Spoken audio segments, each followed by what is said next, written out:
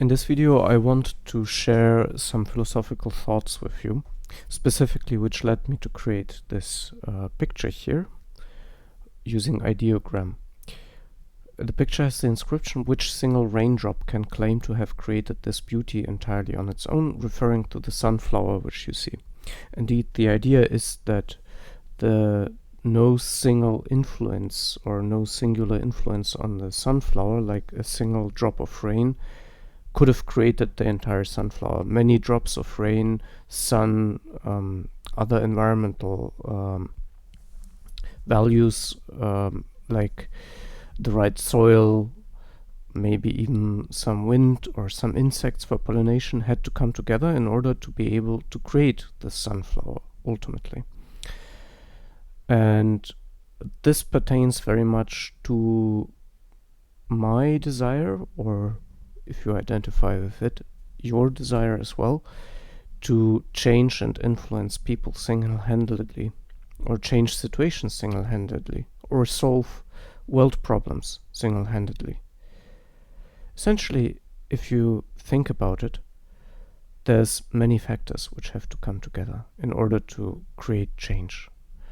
One of them, and one of these factors, can and will be you, hopefully, or me, but we can't actually single-handedly change the entire world. And that is very liberating. Imagine you have a friend who is suffering, for example, because they are not able to find dates. And you quite clearly see what the problem is. Maybe the problem is that this friend is not dating in the first place, or not searching for dates in the first place. You encourage them, you feel responsible for them, you talk to them, maybe you even swipe for them. But ultimately, it's this friend's journey, and you're a single drop of rain, a single positive influence on them. And you can let go of this expectation of them changing or picking up or doing something. And this will be much healthier, and maybe some other person will unlock them. Maybe someone will actually then inspire them the way you wanted to inspire them. But what does it matter in the end? Your drop of rain, your input, was also valuable. Maybe it was what made it possible for this other person to actually then finally unlock them. You know, in German there's this saying, "Steter Tropfen höhlt den Stein." So basically, by having many small drops, drop and drop and drop and drip, even stone can be carved. The hardest stone will give way under the pressure of water, of many, many water drops. And if you can be part of that water, part of that influence for the good in this person's life, or in this global situation's life, like let's say things like global warming, or reducing wars, reducing world hunger, fighting cancer, then this is a beautiful thought. Finally, what allowed me to unlock this and really actually resonate with this was this idea that this is just another ego system part which is running on the so-called default mode network.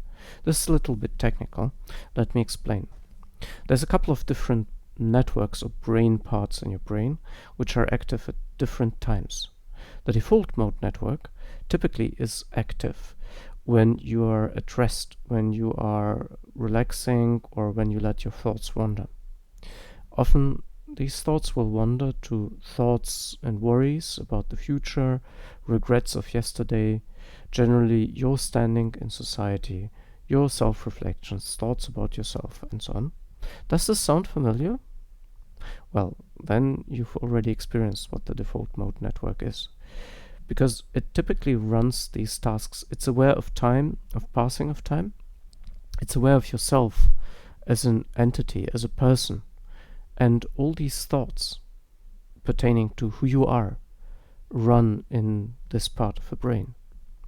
Whereas this positive psychological experience, which we call flow, actually happens in a different part of the brain, the action-oriented network, or action-positive network.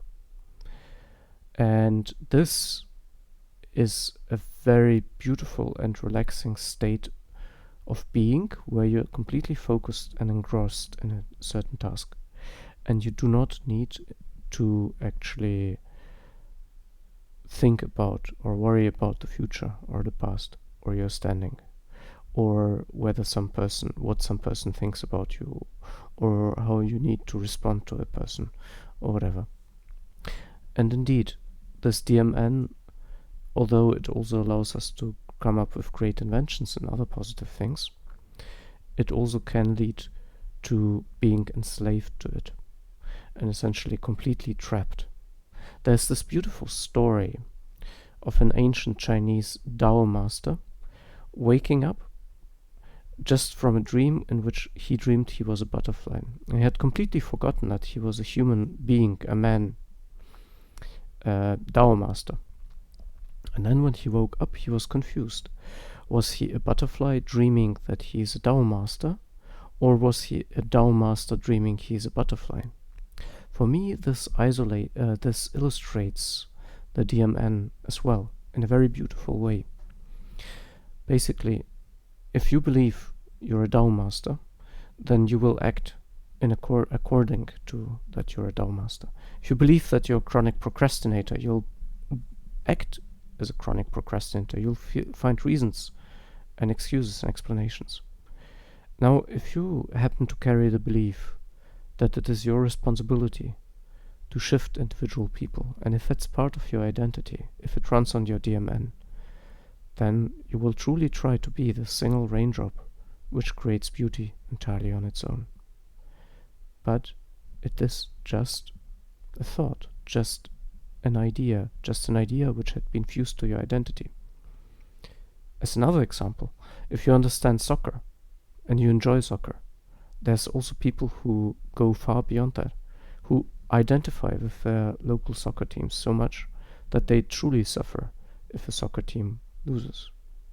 In this case, this single raindrop idea is a very similar thing. And essentially, I highly recommend for you to reflect and think about it. Do you really want to be fusing ideas which are painful and hurtful and unrealistic maybe to your identity? Or do you want to realize that it is in fact a butterfly who is dreaming that they're a Tao master? Thank you very much, and until the next time. Subscribe to my channel if you enjoyed this.